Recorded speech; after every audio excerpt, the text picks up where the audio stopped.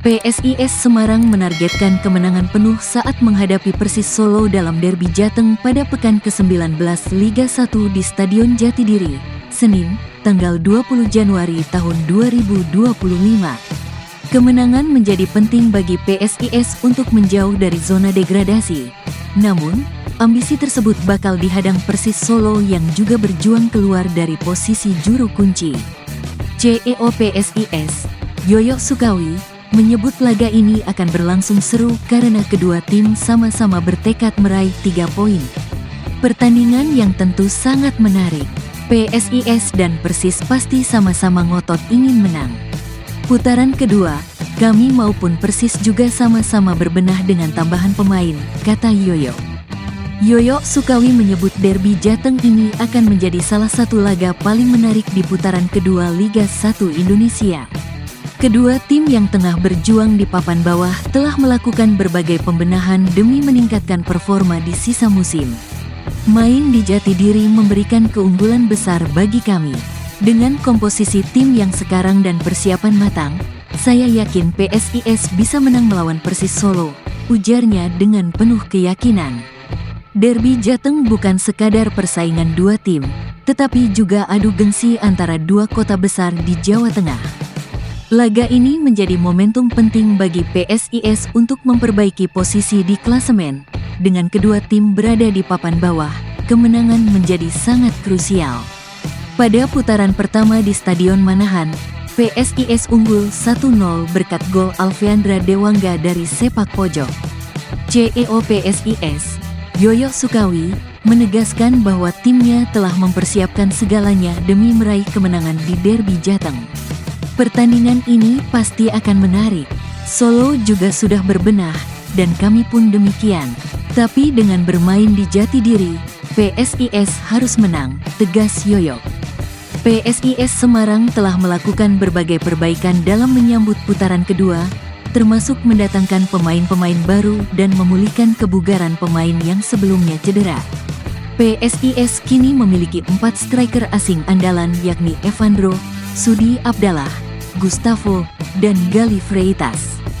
4 penyerang ini untuk mengatasi kelemahan di lini depan yang menjadi salah satu kendala pada putaran pertama, tandas Yoyo Sukawi. Ditambah lagi suntikan amunisi dari beberapa nama seperti Delvin Rumbino yang kembali dari cedera dan bek pinjaman dari Persis Solo, Fakih Maulana. Kami kehilangan Zalnando yang kembali ke Persib, namun PSIS juga mendapatkan tambahan tenaga dari Delvin dan Fakih. Dua nama ini saya harapkan bisa menjadi kekuatan di lini pertahanan PSIS putaran kedua, tandas Yoyo. Yoyo juga menegaskan target PSIS untuk finish di papan atas Liga 1 tetap menjadi prioritas. Papan atas itu kan antara peringkat 1 hingga 6. Saya optimistis bisa bersaing dengan tim-tim lain dan mengembalikan PSIS ke tempat yang seharusnya, tegasnya.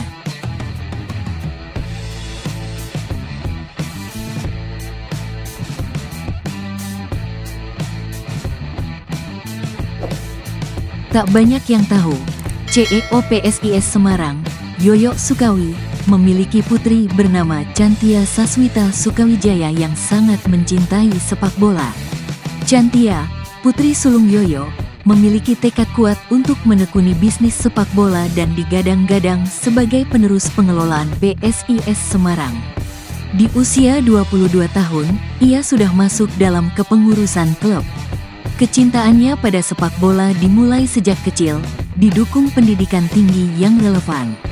Chantia meraih gelar S1 Double Degree dari Institut Teknologi Bandung dan University of Groningen, Belanda, lalu melanjutkan S2 di Football Business Academy di Lisbon, Portugal. Pengalaman Chantia juga mencakup magang 3 bulan di Kalik Korea Selatan untuk pengembangan pemain muda dan menjadi bagian dari panitia pertandingan Timnas Indonesia di ASEAN Mitsubishi Electric Cup 2024. Aku secara teknik tidak bisa main sepak bola tapi suka nonton bola, suka ikut papan nonton bola ke stadion sejak kecil. Vibes-nya ramai, lama-lama seperti ada chemistry dengan sepak bola, kata Chantia saat berbincang dengan awak media di Semarang. Chantia menyebut, dengan bekal ilmu yang sudah ia dapatkan di beberapa negara, ia ingin membawa PSIS Semarang ke arah yang profesional. Enjoy banget saat nonton bola, nonton PSIS. Ingin deh ikut membantu biar PSIS bisa lebih bagus. Kenapa pengen belajar tentang sepak bola ya? Karena aku ambil S1 bisnis. Dan aku merasa kalau tidak bisa berkontribusi di sisi teknisnya, setidaknya aku bisa bikin sisi manajemen yang lebih bagus supaya PSIS ini bisa lebih profesional, ungkapnya. Chantia menjelaskan, cukup banyak ilmu yang ia ambil tentang bisnis dalam industri sepak bola. Kalau dari hasil belajar, kalau kita mikirin bisnis sepak bola, kadang kita mikirnya dalam lingkup kecil. Tapi sebenarnya sisi bisnis sepak bola ini sangat luas. Mulai dari sisi broadcast, live streaming, kemudian bikin event di luar liganya. Aku ingin memberi perspektif yang lebih luas, kata dia. Menurut Chantia, industri sepak bola Indonesia punya potensi yang besar untuk dikembangkan. Biasanya di Indonesia pemasukannya dari tiket. Kalau di luar negeri itu, kalau kamu datang ke stadion itu baru setengahnya. Setengahnya lagi kamu di sana beli makan, foto booth, ada misal meet and greet, merchandise-nya macam-macam. Kulturnya di sana lebih berkembang. Di PSIS harusnya bisa. Apalagi di Indonesia sangat fanatik sepak bola, katanya. Penonton yang datang bisa lebih enjoy. Mereka dapat banyak hal saat ke stadion, jelasnya. Chantia mengungkapkan keinginannya untuk melanjutkan studi bisnis sepak bola di FIFA Master. Hingga kini, di Indonesia baru Ratu Tisha, wakil ketua PSSI, yang pernah menempuh pendidikan di FIFA Master. Kedepannya pengen daftar di FIFA Master sih ngikutin Bu Tisha, tapi aku kelewatan pendaftaran yang tahun ini. Semoga ke depan ada kesempatan belajar di sana, tandas Chantia.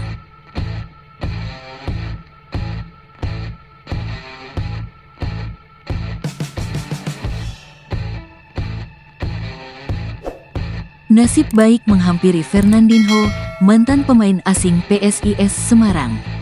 Dilaporkan oleh tribunwow.com, Fernandinho dilepas oleh PSIS Semarang pada bursa transfer paruh musim 2024/2025 bersama Taufi Skandari pada tanggal 19 Desember tahun 2024.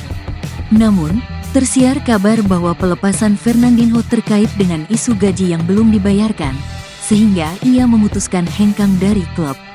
Kini, pemain asal Brasil tersebut telah menemukan klub baru dan berhasil naik level dengan bergabung ke Liga Malta.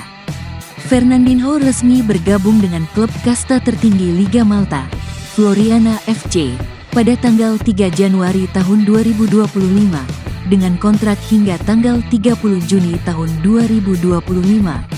Menarik untuk menyaksikan apakah ia mampu tampil gemilang di sisa paruh musim 2024/2025 dan membuktikan bahwa PSIS Semarang telah salah melepasnya.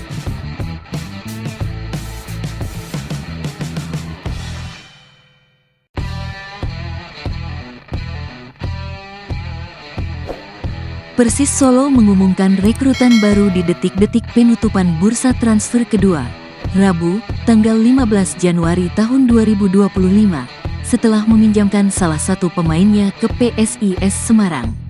Persis resmi merekrut John Clay, gelandang asal Brasil, untuk memperkuat lini tengah jelang derby Jateng melawan PSIS Semarang di Stadion Jatidiri, Senin, tanggal 20 Januari tahun 2025. John Clay bukan sosok asing di Indonesia.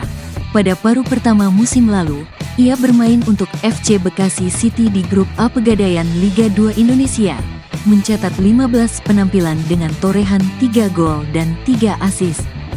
John mengaku sangat antusias dan bangga bisa bergabung dengan Persis Solo, yang menurutnya adalah tim besar. Saya sangat gembira dan sangat termotivasi untuk babak baru dalam karir saya ini. Tidak sulit untuk memilih Persis. Saya pikir pemain manapun pasti ingin bermain di tim besar seperti Persis, ungkap John Clay seperti dikutip laman resmi klub. Pemain bernama lengkap John Clay Yesus Silva Coelho ini menjelaskan dirinya sudah paham dengan gaya permainan di Indonesia dan ia menyukai hal tersebut. Dari pertandingan yang saya tonton, Sepak bola Indonesia memiliki gaya bermain yang membuat kami di lapangan jadi memiliki banyak ruang dan saya khususnya berpikir bahwa dengan lebih banyak ruang kami dapat mempertahankan penguasaan bola. Saya sangat menyukai permainan seperti ini, katanya. Disinggung tentang tugas berat menghadangnya bersama Persis karena harus membawa Laskar Sambernyawa keluar dari zona degradasi. Ini sebuah tantangan besar buat saya. Saya tahu di mana posisi Persis Solo di Liga, jelas John Clay. Ia berjanji akan berjuang sekuat tenaga dengan mengerahkan potensi yang dimiliki untuk membawa Persis kembali ke jalur prestasi dan berharap dapat segera berkontribusi bagi tim. Saya bekerja keras setiap hari, karena tidak ada yang mengalahkan kerja keras, teganya.